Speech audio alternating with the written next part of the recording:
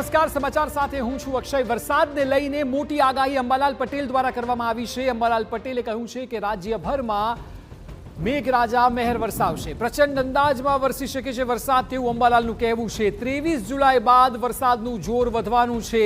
કેટલાક વિસ્તારોમાં ભારેથી અતિભારે વરસાદ પડવાની શક્યતા અંબાલાલે સેવી છે। કેટલાક જિલ્લામાં 2 થી 4 ઇંચ સુધીનો વરસાદ વરસી શકશે। 26 થી 30 જુલાઈ દરમિયાન પણ વરસાદનો રાઉન્ડ આવશે તેવું અંબાલાલ પટેલે પોતાની આગાહીમાં વ્યક્ત કર્યું છે।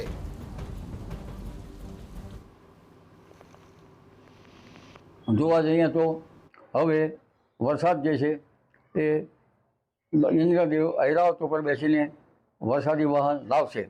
આગામી 48 કલાકમાં સૌરાષ્ટ્રના ભાગોમાં વરસાદ થવાની શક્યતા રહેશે અને હાલમાં જોવા જઈએ તો એક વરસાદી વાહન આવી રહ્યું છે તારીખ 24, 25 અને 26 જુલાઈમાં, લગભગ 27 જુલાઈ સુધીમાં મહેસાણાના ભાગોમાં, ઉત્તર ગુજરાતના ભાગોમાં ભારેથી અતિભારે વરસાદ થવાની શક્યતા રહેશે। પાટણ સમી હારીના ભાગોમાં પણ વરસાદ થવાની શક્યતા રહેશે।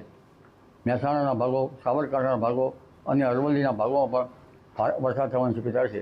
કેટલાક ભાગમાં ભારેથી અતિભારે વરસાદ થવાની શક્યતા રહેશે। વડોદરા, આણંદના ભાગોમાં પણ ભારે વરસાદ થવાની શક્યતા રહેશે। ભરૂચના ભાગોમાં પણ ભારે વરસાદ થવાની શક્યતા રહેશે।